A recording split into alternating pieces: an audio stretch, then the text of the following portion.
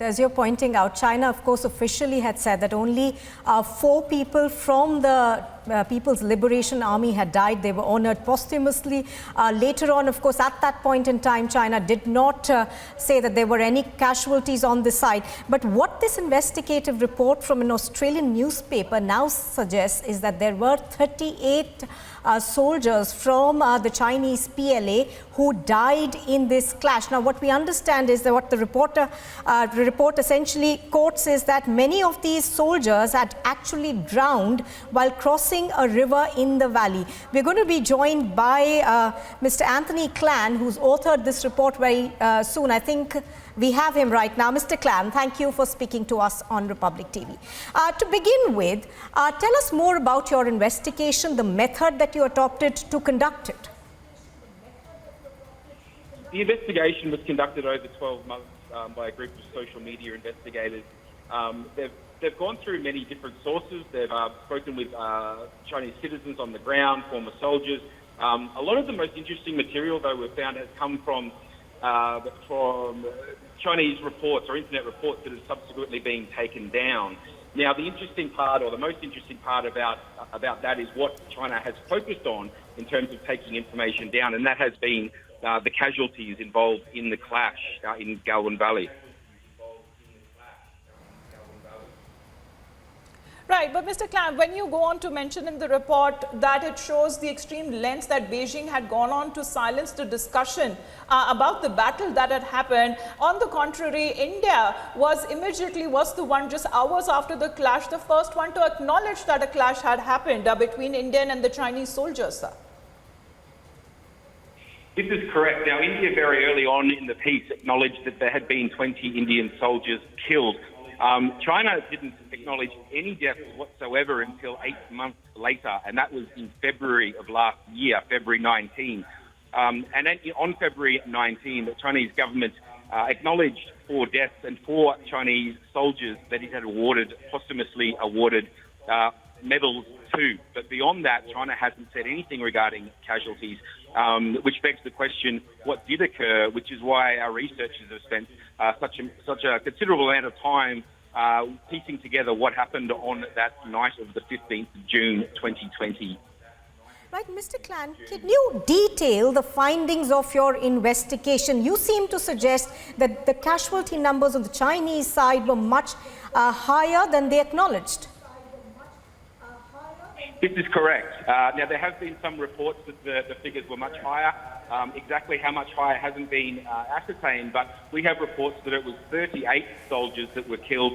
The vast majority, or many of the soldiers, swept away to their deaths after crossing the Galwan River on the evening of the battle. Now, this apparently occurred in the early stages of the battle. There was a retreat in the early stages by some of the Chinese soldiers.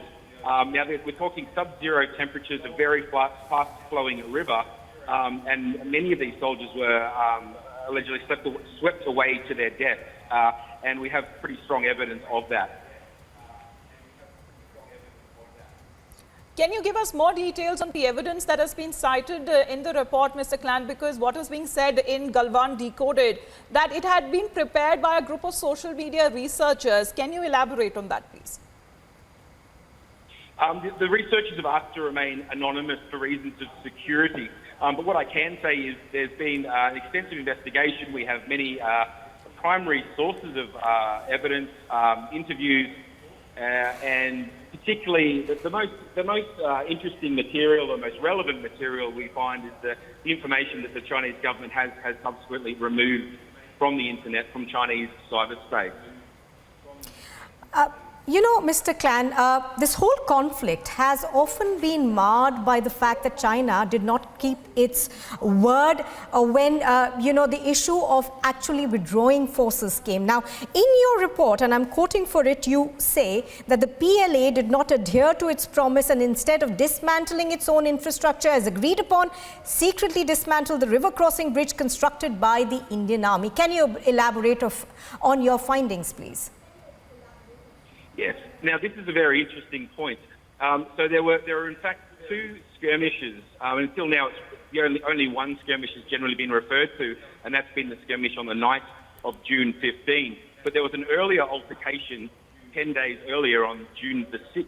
Now, this altercation, the earlier altercation, occurred during the day.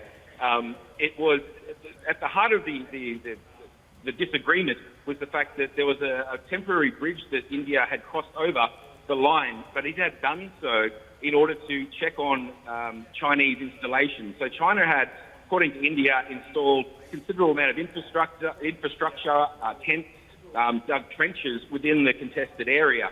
So the Indian forces installed this temporary bridge. Now, there was an altercation in the valley on June the 6th during the day. Several hundred soldiers. No serious injuries occurred on that day, but there was a meeting between two officials, the two military officials on each side, and they've agreed that all India and all Chinese infrastructure in the zone will be removed.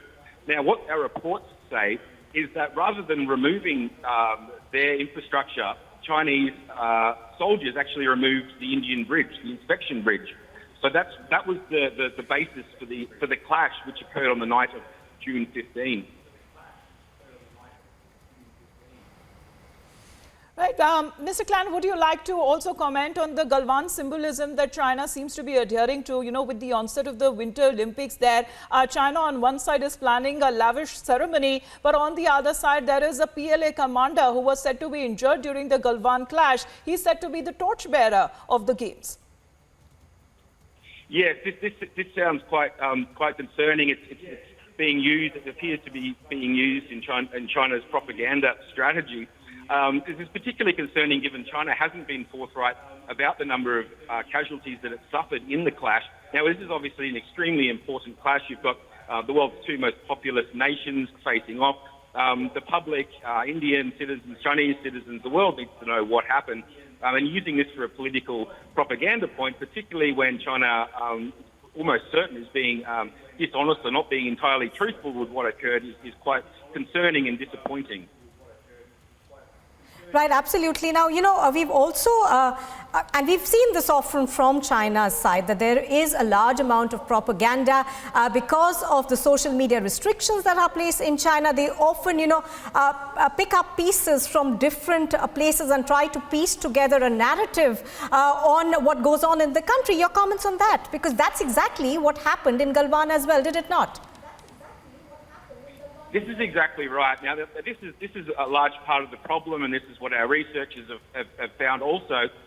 For example, a Chinese journalist was arrested after on February 20th, which was the day after the Chinese government came out and said 4 soldiers had been killed and had awarded them medals.